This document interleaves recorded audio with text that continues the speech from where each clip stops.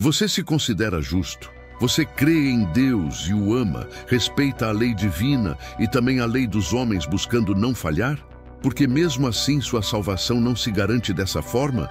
Veremos isso agora. Imagine alguém que vive corretamente, que paga suas contas, respeita os outros, evita o mal, que até frequenta a igreja, lê a Bíblia, acredita em Deus, mas por dentro se sente vazio, como se algo ainda estivesse errado, como se mesmo fazendo tudo certo, a alma não estivesse em paz. Paulo começa a carta aos Romanos falando justamente com esse tipo de pessoa, mas também com o oposto. Ele fala com o pagão que vive sem lei e com o religioso que vive pela lei. E diz algo surpreendente: nenhum dos dois está justificado diante de Deus. Romanos 1 começa denunciando a humanidade em geral, aqueles que trocaram o Criador pela criação, que se entregaram à idolatria, à injustiça, ao egoísmo. O texto descreve um mundo que se afastou voluntariamente de Deus, mesmo tendo indícios da sua existência em toda parte, na consciência, na natureza, na razão. Paulo declara: por isso são indesculpáveis. Romanos 1:20. Mas no capítulo seguinte, ele faz algo ainda mais impactante. Vira-se para os religiosos, para os que se consideram melhores, mais corretos, mais justos, e diz: portanto, você que julga os outros não tem desculpa. Romanos 2:1. O choque é grande, porque Paulo está nivelando todos. Pagãos, judeus, gentios, religiosos, ateus, todos pecaram, todos falharam, todos carecem da glória de Deus. Romanos 3:23. E esse é o ponto onde a religião falha, porque ela, muitas vezes, oferece um falso senso de segurança, como se por frequentar cultos, evitar pecados escandalosos ou fazer boas obras, a pessoa estivesse em paz com Deus. Mas Paulo está desmontando essa ilusão. Ele está dizendo que a justiça humana, por mais bem intencionada que seja, não alcança a altura da justiça divina. Isso mexe profundamente com quem vive tentando ser bom, porque no fundo, muitos vivem assim, tentando merecer o amor de Deus, como se a bênção fosse um salário e a graça uma recompensa. E essa busca por aceitação gera um cansaço espiritual silencioso, uma sensação de estar sempre em dívida, sempre devendo mais, sempre longe. Quantas pessoas hoje carregam essa exaustão da alma? Quantas se perguntam: será que estou agradando a Deus? Será que o que faço é suficiente? Será que minha vida de fé é verdadeira ou só fachada? Paulo responde a isso com clareza: não é suficiente. Mas essa não é uma palavra de condenação, é o início da libertação, porque a graça só faz sentido quando a falência é reconhecida. Ninguém valoriza um Salvador enquanto acha que pode se salvar sozinho. Paulo está nos conduzindo a uma verdade difícil, porém libertadora. A ruína é o início da redenção. E para isso, ele desmonta dois pilares comuns. 1. A moralidade como justificativa.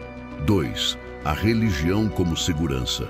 Sobre o primeiro, ele mostra que não importa o quanto alguém seja ético, educado, generoso, a raiz do pecado é mais profunda do que o comportamento. Ela está no coração, no orgulho, na independência. Pecado não é apenas transgredir uma norma, é querer viver sem Deus no centro.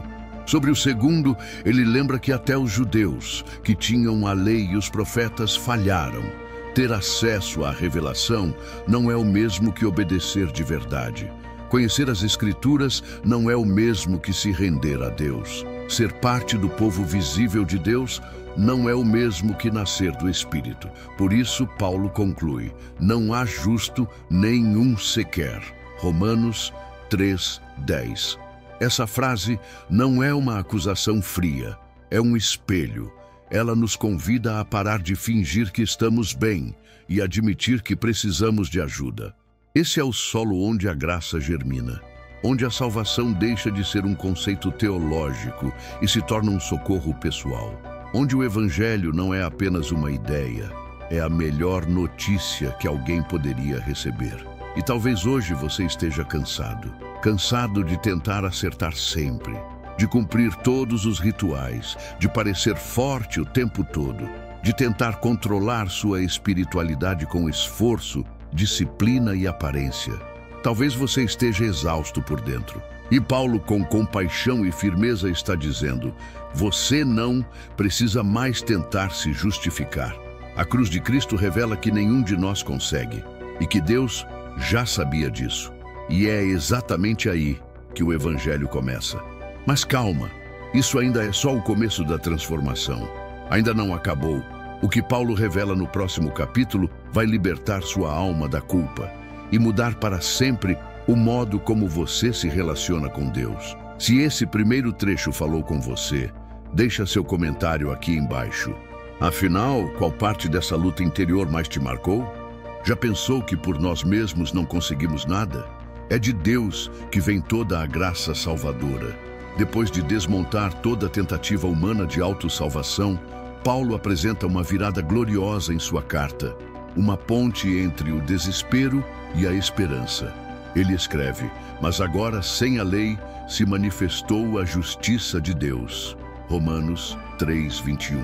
Essas duas palavras, mas agora, marcam o momento em que a escuridão é atravessada por uma luz que não vem da terra, mas do céu. É aqui que o Evangelho deixa de ser uma ideia e se torna ação divina. Até aqui, Paulo mostrou que ninguém é capaz de alcançar a justiça por seus próprios méritos. Nem o gentil perdido em sua ignorância, nem o judeu seguro de sua religião, nem o homem moral, nem o espiritual. Todos, absolutamente todos, estavam em pé de igualdade diante de Deus, necessitados. Mas agora, Deus intervém. E o que ele faz é algo que ninguém poderia prever. Ele não cria um novo sistema de méritos. Ele não baixa o padrão de santidade. Ele não finge que o pecado não existe. Ele oferece substituição. Paulo usa uma imagem conhecida de seus dias, a do tribunal romano. Naquele tempo, justificar era um termo jurídico. Não significava tornar alguém bom, mas declarar alguém justo. Era o veredito que um juiz dava a um réu absolvido. Mas aqui, Paulo está dizendo algo ainda mais radical. Deus não apenas nos absolve, ele nos transfere a justiça de Cristo. Ele olha para o pecador arrependido e o trata como se fosse o próprio filho, porque na cruz tratou o filho como se fosse o pecador. Isso é escandaloso. Não faz sentido para o mérito humano. Não cabe na lógica da performance. Mas é justamente isso que liberta. A justificação pela fé significa que não é mais o nosso desempenho que determina nossa posição diante de Deus. É a obra de Jesus. Não somos aceitos por termos mudado. Somos aceitos. E é isso que nos muda. Essa justiça que desce do céu é diferente de tudo que já conhecemos. Ela não se compra, não se conquista. Ela é graça. E a graça, por definição, é um presente imerecido. Muita gente acha que sabe o que é graça, mas ainda vive como se tivesse que se qualificar para recebê-la. Como se tivesse que orar mais, servir mais, acertar mais, para então ser amado. Mas Paulo está dizendo: não há escada a subir, não há teste a passar, não há currículo a entregar. A cruz já declarou o veredito: justificados gratuitamente por sua graça, mediante a redenção que há em Cristo Jesus. Romanos 3:24. Essa declaração muda tudo. Muda a forma como vemos a Deus. De juiz distante, ele se torna pai que acolhe. Muda a forma como vemos a nós mesmos. De réus culpados, passamos a filhos amados. Muda a forma como vemos a fé. De fardo, ela se torna descanso. Mas é importante entender que isso não significa que Deus ignora o pecado. Muito pelo contrário. Paulo diz que Deus apresentou Jesus como propiciação, ou seja, como aquele que recebe em si mesmo a penalidade que era nossa. A justiça não foi anulada, ela foi satisfeita em Cristo. Essa é a beleza do Evangelho. Justiça e misericórdia se beijam. A cruz é o lugar onde o amor de Deus resolve o dilema da santidade. Como perdoar sem corromper a justiça? Como amar sem negligenciar a verdade? A resposta é Cristo. Ele é o justo e o justificador, a ponte entre a santidade divina e a falência humana. O Cordeiro que tira o pecado do mundo, não encobrindo, mas substituindo. E talvez você esteja ouvindo isso e se perguntando, mas eu ainda erro tanto, como posso estar justificado? E se eu cair de novo, será que essa justiça continua valendo? A resposta de Paulo é sim, porque ela não depende de você, ela depende de Cristo e ele não falha. Isso não é uma licença para viver como se o pecado não importasse. É o oposto, é a certeza de que mesmo falhando você continua sendo filho. E é essa certeza que transforma o coração, que gera arrependimento verdadeiro, que convida à santidade com gratidão, não com medo. O Evangelho não é melhore e será aceito. Você foi aceito. Agora, caminhe com aquele que te justificou. Esse é o ponto alto de Romanos 3. Não é o fim da culpa, é o começo da nova identidade. Você consegue imaginar o que seria viver sem medo de rejeição espiritual? Sem o peso de precisar provar o seu valor a Deus? Sem a ansiedade de se manter à altura? Essa liberdade está disponível. É a justiça que desce do céu. E a pergunta que fica é: você ainda está tentando se justificar diante de Deus? Ou já descansou na justiça de Cristo? Fica comigo, porque o que Paulo vai revelar no próximo bloco é ainda mais radical. A nova vida em Cristo começa com uma morte. E o que isso significa pode virar sua fé de cabeça para baixo, no melhor sentido. Se essa verdade tocou seu coração, não guarda só para você. Compartilha esse vídeo com alguém que está cansado de tentar ser perfeito para Deus e precisa lembrar que Cristo já foi perfeito em seu lugar. Imagine receber um presente valioso, talvez o maior presente da sua vida, mas deixá-lo esquecido, ainda embrulhado, num canto qualquer da casa. Não por descuido, mas por não saber o que há dentro, por achar que já tem tudo de que precisa, ou por medo do que o presente possa exigir. É assim que muitos vivem a fé cristã. Aceitam Jesus, creem na salvação, mas nunca abrem o presente da nova vida. Nunca vivem como quem já morreu. Continuam tentando ser melhores por esforço, vencer o pecado pela vontade, se sentir dignos pelo desempenho. E isso só gera frustração. Mas Paulo, em Romanos 6, oferece uma verdade transformadora e desconcertante. Fomos sepultados com Cristo na morte, para que, assim como Cristo ressuscitou, andemos em novidade de vida. Romanos 6:4. Perceba, a vida nova não começa com uma mudança de comportamento. Ela começa com uma morte. Morte do velho eu, do orgulho, do controle, da ilusão de autossuficiência. E essa é uma das verdades mais ignoradas da fé. Antes de viver com Cristo, é preciso morrer com Ele.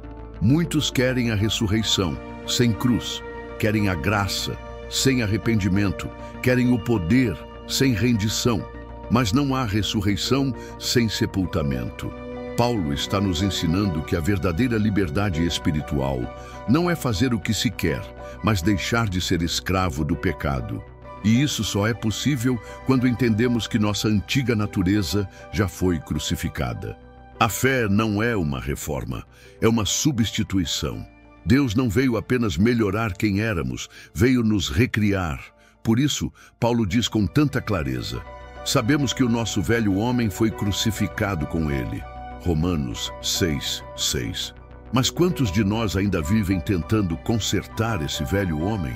Controlar seus impulsos, disciplinar suas vontades, melhorar suas intenções? A proposta de Deus é muito mais radical e libertadora. Não é reformar o que morreu, é viver como alguém que já nasceu de novo. Isso nos leva ao batismo, não apenas como rito externo, mas como símbolo profundo. Paulo diz que o batismo nos mergulha na morte de Cristo e nos faz ressurgir com Ele. É o funeral de um eu que já não precisa governar e o nascimento de uma nova identidade. Livre, não perfeita, mas livre. É aqui que muita gente tropeça na caminhada da fé. Porque, ao tentar viver no espírito sem primeiro morrer para a carne, acabamos religiosos e exaustos.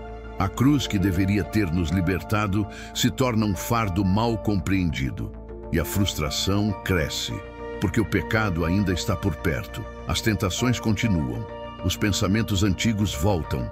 E aí surge a dúvida: será que eu mudei mesmo? Será que estou salvo? Por que continuo lutando tanto? Paulo responde com uma clareza desconcertante. Lutar não é sinal de fracasso, é sinal de vida. Se você ainda sente a batalha entre carne e espírito, é porque algo novo nasceu dentro de você. Antes o pecador reinava sem resistência. Agora há um confronto, e esse confronto é o sinal de que o Espírito está agindo. A nova vida em Cristo não é ausência de luta, é presença do Espírito na luta. E é por isso que Paulo, depois de falar da nossa morte com Cristo, nos lembra da presença ativa do Espírito Santo em Romanos 8. Esse capítulo é um dos cumes da Bíblia. Nele, Paulo declara: agora, pois, nenhuma condenação há para os que estão em Cristo Jesus. Romanos 8, 1. Por quê? Porque a velha natureza morreu e a justiça de Cristo agora nos cobre. E mais, porque o Espírito agora habita em nós.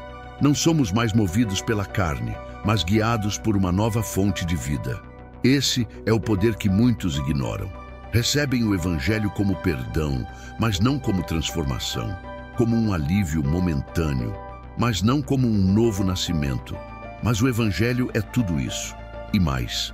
É uma mudança de identidade, de senhorio, de natureza, de desejo. É possível viver sem ser mais escravo da culpa, sem ser mais dominado pelo medo, sem estar preso à vergonha do passado. E não porque você é forte, mas porque Cristo já venceu e o Espírito agora vive em você. É Ele quem dá força na fraqueza, clareza no caos, direção na confusão. É Ele quem nos lembra que somos filhos e nos ajuda a clamar: Abba, Pai. Romanos 8,15. Esse clamor não vem da performance, vem da intimidade. E talvez hoje você esteja tentando viver essa fé com as forças que ainda restam. Tentando ser forte o suficiente, disciplinado o suficiente, bom o suficiente. Mas o Evangelho diz: pare de tentar ser. E lembre-se de que você já morreu. E quem vive agora é Cristo em você. Essa é a verdadeira liberdade. Não uma vida sem falhas, mas uma vida onde o pecado já não tem a palavra final. Ainda não terminou. Porque no próximo bloco, Paulo vai abrir uma janela para dentro da nossa alma, a guerra entre o bem que queremos fazer e o mal que ainda insiste em aparecer. E o que ele diz pode mudar como você lida com seus próprios conflitos espirituais. Se você conhece alguém que está cansado de viver uma fé baseada no esforço humano, envia esse vídeo para essa pessoa. Às vezes, o que falta não é mais força, é morrer de vez para viver com liberdade. Já se viu em uma situação em que você estava fazendo um mal que não queria, mas o bem que você queria praticar não conseguia? Existe uma dor que muitos cristãos carregam em silêncio. Uma culpa que não vem da rebeldia, mas da tentativa sincera de fazer o bem e falhar, de querer agradar a Deus e cair, de lutar contra o pecado e perder algumas batalhas. E nesse momento surge a voz acusadora: você não é de Deus de verdade. Se fosse salvo, não erraria mais.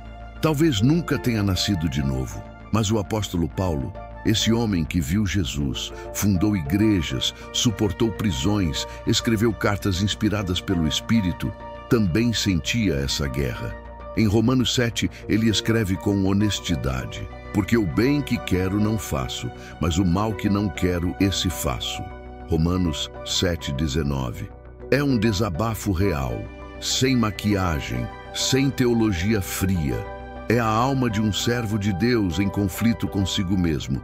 E isso muda tudo, porque mostra que a guerra interior não é sinal de fracasso espiritual, é sinal de vida espiritual. Morto não luta, A carne não se incomoda com o pecado, mas o Espírito sim. Paulo está dizendo: eu me alegro na lei de Deus no meu interior, mas vejo outra lei nos meus membros que luta contra essa vontade. Romanos 7, 22, 23. Essa tensão é o resultado de um novo nascimento real. Antes, o pecado reinava sem oposição. Agora, há uma batalha, porque o Espírito de Deus habita ali. Mas Paulo não termina no conflito. Ele não para no grito: miserável homem que sou. Logo em seguida, ele aponta a única saída. Graças a Deus por Jesus Cristo, nosso Senhor. Romanos 7, 25. E então ele abre Romanos 8 com uma declaração que deveria estar gravada no coração de todo cristão em luta. Portanto, agora, nenhuma condenação há para os que estão em Cristo Jesus. Romanos 8, 1. Pense no peso dessa afirmação.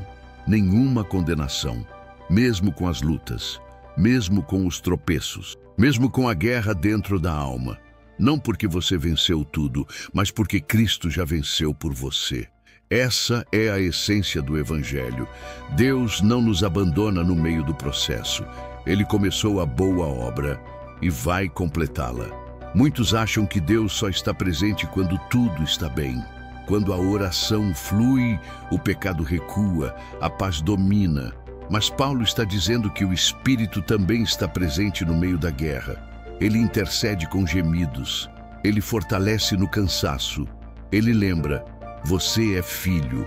Porque é fácil esquecer disso quando caímos, quando nos decepcionamos conosco, quando achamos que já deveríamos estar mais longe, mais maduros, mais fortes. Mas o Evangelho não é sobre desempenho, é sobre identidade. E Paulo reafirma isso em Romanos 8. Todos os que são guiados pelo Espírito de Deus, esses são filhos de Deus. Romanos 8, 14. Perceba: guiados, não perfeitos. Filhos, não robôs espirituais. A filiação não depende do sucesso moral. Depende do Espírito habitando em nós. E Ele não nos abandona quando tropeçamos. Pelo contrário, é nessas horas que mais nos sustenta, mais nos ensina, mais nos molda. O crescimento espiritual não é uma linha reta. É cheio de altos e baixos, avanços e recuos, vitórias e derrotas. Mas o importante é que a direção está firme e o Espírito não solta a nossa mão. Paulo continua dizendo: o próprio Espírito testifica com o nosso espírito que somos filhos de Deus. Romanos 8,16. Essa é a voz que precisamos ouvir acima das outras. Acima da voz do medo, da culpa, da comparação, da acusação. A voz do Espírito diz: você pertence. Essa certeza não apaga a luta, mas dá força para continuar, porque sabemos que estamos sendo transformados, mesmo que devagar, mesmo que ainda falhemos. A obra não está completa, mas já começou. E Deus não desiste do que começou. Romanos 8 vai além. Diz que todas as coisas cooperam para o bem dos que amam a Deus. Romanos 8, 28. Até as quedas, as dores, os atrasos. Tudo é matéria-prima nas mãos do oleiro. E por fim, Paulo encerra com um dos textos mais lindos das Escrituras. Quem nos separará do amor de Cristo? Nem tribulação, nem angústia, nem perseguição, nem presente, nem futuro, nem mesmo nossos próprios erros. Em todas essas coisas, somos mais que vencedores, por meio daquele que nos amou. Romanos 8, 37. Mais que vencedores. Não porque vencemos tudo, mas porque já não estamos lutando sozinhos.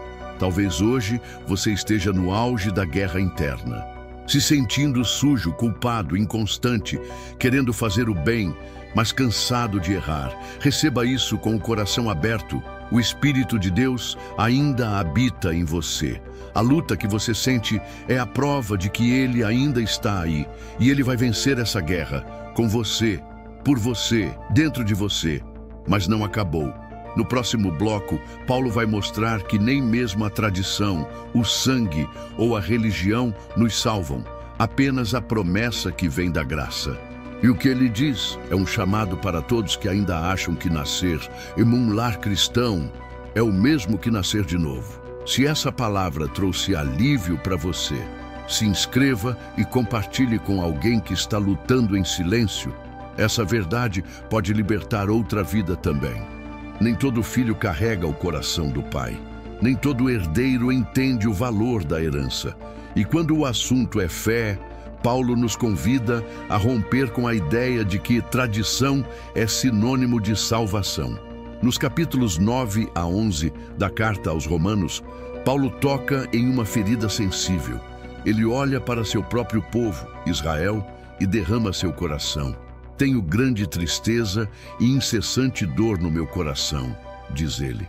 Por quê? Porque muitos dos seus irmãos judeus rejeitaram o próprio Messias que havia sido prometido a eles. Eles tinham os patriarcas, os profetas, a lei, as alianças, a história, mas ainda assim estavam afastados do plano de Deus. Como isso é possível? Paulo responde com uma afirmação que desarma qualquer certeza baseada no sangue ou na história. Nem todos os que são de Israel são israelitas. Romanos 9:6. Essa frase é um divisor de águas. Ele está dizendo: ser descendente de Abraão não garante ser filho da promessa. A verdadeira herança da fé não corre no sangue, corre na graça. Paulo mostra que desde o início, Deus sempre agiu por eleição, por misericórdia, por um critério que foge ao mérito humano. Isaac foi escolhido, e não Ismael. Jacó foi amado antes mesmo de nascer, e não Esaú. Não se trata de favoritismo. Trata-se de um princípio. Deus salva pela promessa, não pela carne. E isso confronta profundamente a mentalidade de quem se apoia em currículos religiosos. Paulo sabia que isso soaria duro, talvez até injusto, e por isso ele levanta a pergunta que muitos fariam. Há injustiça da parte de Deus? Romanos 9:14. E responde: de maneira nenhuma, porque o que está em jogo aqui não é justiça no sentido de recompensa, mas graça no sentido de misericórdia. E a graça, por definição, não é uma dívida, é um dom. Se Deus deve algo, não é graça. Mas Paulo insiste: terei misericórdia de quem eu quiser ter misericórdia. Romanos 9:15. Isso nos coloca todos no mesmo lugar, devedores da compaixão divina, e tira qualquer base de orgulho espiritual. A salvação não é uma conquista, é um encontro. E esse encontro é pessoal, surpreendente, desconcertante. Paulo explica que muitos judeus tropeçaram na pedra de tropeço, Cristo. Por quê? Porque buscavam justiça por meio das obras. Tentavam construir sua própria justiça e rejeitaram a justiça que vem de Deus pela fé. Eles queriam merecer e acabaram se afastando do presente. E talvez hoje o mesmo aconteça com muita gente. Pessoas que cresceram na igreja, que conhecem a Bíblia, que têm pais cristãos, que servem em ministérios, mas que ainda não tiveram um encontro pessoal e quebrantador com Cristo. A fé herdada não substitui a fé vivida. E é esse o alerta que Paulo está fazendo. Nem tradição, nem origem, nem esforço. A salvação vem pela promessa. Mas Paulo não para por aí. Ele olha para os gentios, aqueles que antes estavam fora das alianças, e diz algo extraordinário. Vocês foram enxertados na videira. Romanos 11:17. Imagine uma árvore. Israel era o tronco. Alguns ramos foram cortados pela incredulidade, e nós, gentios, fomos enxertados ali. Não porque éramos bons, mas porque Deus quis expandir sua misericórdia. Mas Paulo adverte: não se orgulhem. Se os ramos naturais foram cortados, os enxertados também podem ser. Essa imagem traz duas verdades fortes. 1. A fidelidade de Deus com seu povo original. 2. A soberania de Deus sobre o plano da salvação. Paulo deixa claro que Deus ainda tem planos para Israel. Ele diz que um remanescente será salvo e que no tempo certo haverá restauração. Mas tudo isso aponta para um só fundamento: a misericórdia. Romanos 11 termina com uma das declarações mais lindas da Bíblia. Dele, por ele e para ele são todas as coisas. Romanos 11:36. Ou seja, ninguém pode se gloriar na salvação. Ninguém pode dizer, eu fiz por merecer. Tudo é dom, tudo é graça, tudo é Cristo. E essa é a mensagem que precisa ecoar hoje. Quantas pessoas ainda vivem confiando em sua origem? No fato de frequentar uma igreja desde criança, de conhecer as doutrinas corretas, de ter um histórico limpo. Mas o Evangelho não é sobre de onde você veio, é sobre quem te encontrou no caminho. Não é sobre genealogia, é sobre redenção. Paulo mostra que a fé verdadeira é marcada pela rendição pessoal, não por pedigree religioso. E talvez essa seja a hora de fazer uma pausa e perguntar: minha fé é fruto de tradição ou de transformação? Estou vivendo da memória espiritual da minha família ou da presença viva do Espírito em mim? Não há fé herdada que substitua um coração rendido, mas também há uma esperança. Deus sempre preserva um remanescente, mesmo quando tudo parece perdido, mesmo quando a cultura se afasta, mesmo quando a religião falha. Há sempre um grupo que ouve, que responde, que se curva diante da graça. E esse grupo é formado não pelos melhores, mas pelos quebrantados. Você pode ser parte disso, pode ser enxertado nessa história, não por mérito, mas por fé. E se você já é parte, Paulo te convida a não se orgulhar, mas a se lembrar. É tudo por causa da misericórdia. A promessa de Deus não falha. Ela é mais forte que o sangue, mais ampla que as tradições, mais profunda que a religião. E ainda não terminou. No próximo bloco, Paulo vai mostrar como toda essa teologia vira prática. Porque o Evangelho não é só para ser crido, é para ser vivido. E quando isso acontece, a fé vira corpo, gesto, escolha, vira sacrifício vivo. Se essa mensagem falou com você, curta e compartilhe. Talvez alguém perto de você esteja preso à tradição e precise ser lembrado de que a graça ainda surpreende. Você já parou para pensar se o seu culto está certo? Dessa pergunta pode surgir outra. O que é cultuar da forma correta? O que é um verdadeiro culto a Deus? Muitos responderiam: louvor, oração, leitura da Bíblia, um momento no templo. Mas Paulo, ao encerrar sua carta mais profunda, nos surpreende. O verdadeiro culto não começa no altar da igreja, começa no altar da vida. Em Romanos 12:1, ele escreve: rogo-vos, pois, irmãos, pela compaixão de Deus, que apresenteis os vossos corpos como sacrifício vivo, santo e agradável a Deus, que é o vosso culto racional. Essa frase é uma virada. Até aqui, Paulo expôs a teologia mais poderosa do Evangelho: justificação, fé, salvação pela graça, soberania divina. Mas agora, ele desce do monte da doutrina para o chão da vida real. Ele diz: se tudo isso é verdade, então viva diferente. Não viva para si, não viva de qualquer forma. Viva como quem foi alcançado. E a metáfora que ele escolhe é forte: sacrifício vivo, não um sacrifício morto como no Antigo Testamento, não um animal no altar, mas você, eu, com nosso corpo, nossa mente, nossa vida. Paulo está dizendo: o altar agora é o seu cotidiano. É no modo como você trata a sua família, no jeito como responde à injustiça, na forma como reage à ofensa, no silêncio quando tem razão, no perdão quando tem ferida. Isso é culto. A fé que não se transformar em ação é apenas teoria.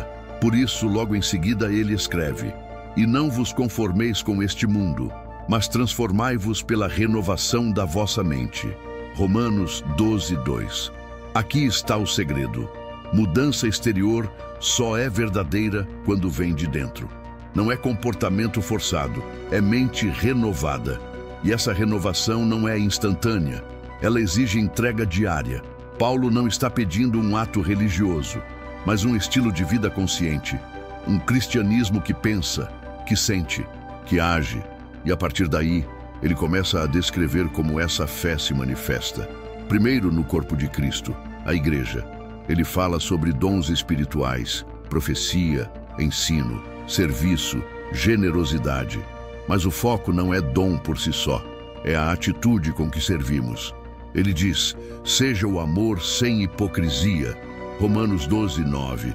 Ou seja, não basta parecer espiritual, é preciso ser sincero no amor. Depois, Paulo vai além. Fala do inimigo, da vingança, do mal com mal, e solta uma bomba de sabedoria divina. Não te deixes vencer do mal, mas vence o mal com o bem. Romanos 12, 21. Quem vive pela carne revida, quem vive pelo Espírito responde com graça. Aqui o Evangelho vira carne e osso, vira disciplina emocional, vira perdão racional, vira serviço a quem não merece, e isso exige sacrifício, porque viver assim não é natural, é sobrenatural. No capítulo 13, Paulo traz essa espiritualidade para a cidadania. Fala da submissão às autoridades, do respeito às leis, do compromisso com a paz. Mas então, ele eleva tudo a um único mandamento: amarás o teu próximo como a ti mesmo. Romanos 13, 9. O amor, diz Paulo, cumpre toda a lei, porque quem ama não fere, quem ama não julga, quem ama não busca o próprio interesse. Mas ele sabe que até mesmo entre os cristãos haverá diferenças. E por isso, no capítulo 14, ele fala sobre os fracos e os fortes na fé, sobre aqueles que têm mais liberdade e os que têm mais sensibilidade. E o recado é claro: a maturidade espiritual não é medida por conhecimento, mas por cuidado. O forte é quem acolhe, quem não despreza, quem não escandaliza o irmão mais sensível. Paulo diz, cada um de nós agrade conta de si mesmo a Deus. Romanos 14, 12. Ou seja, julgar o outro não nos aproxima de Cristo, mas amar sim. Essa é a espiritualidade prática. Relacionamentos curados, palavras pesadas com graça, liberdade com responsabilidade. É aqui que a fé se prova real. E como se não bastasse, Paulo encerra tudo com um exemplo, o de Cristo. Cristo não agradou a si mesmo. Romanos 15, 3. Ele carregou o peso dos outros, acolheu os rejeitados, lavou pés, se entregou. E Paulo diz, acolhei-vos uns aos outros, como também Cristo nos acolheu. Romanos 15, 7.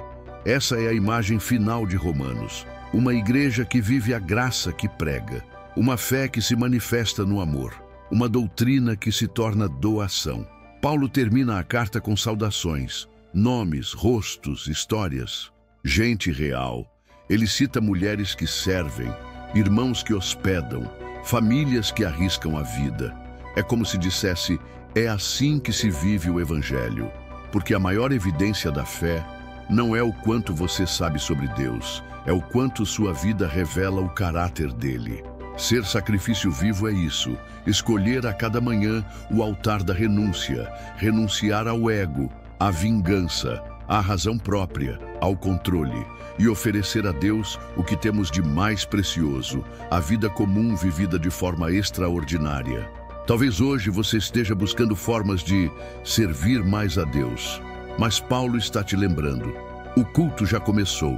Ele acontece no trânsito, na cozinha, no perdão dado, na bondade silenciosa, no abraço ao invisível, no bem feito sem aplausos. Você é o altar, você é o sacrifício, você é a carta viva, escrita não com tinta, mas com o Espírito do Deus vivo. E essa carta precisa ser lida nas ruas, nos lares, nos olhos de quem se aproxima. Se esse vídeo te ajudou a enxergar o Evangelho como algo mais do que palavras, curta, compartilhe e deixe seu comentário. Talvez alguém precise entender que Deus não quer apenas uma religião. Ele quer uma vida inteira.